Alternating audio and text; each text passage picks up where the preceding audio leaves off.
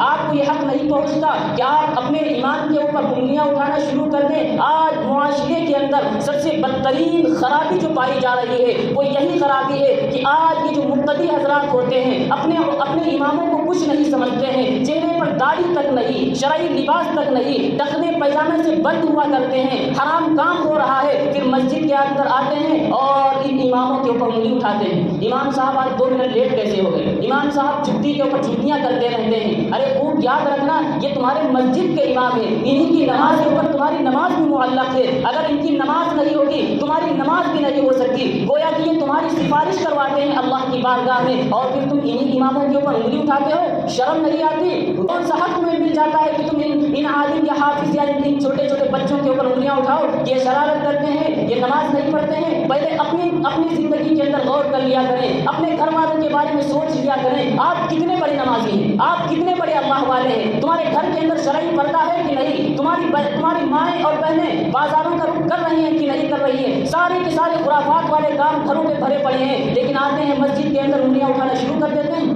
یہ خالی یہاں ہر جگہ کی بات ہے، پورا کا پورا معاشرہ اس بیماری کے اندر ملوث ہے، اس مرض کے اندر ملوث ہے۔ اس لیے ہم سب کے لیے ضروری ہے کہ ہم اس مرض سے اپنے دل کو پاک کریں، ورنہ یاد رکھیے اللہ کی پکڑ بہت سخت ہو سکتی ہے۔ اللہ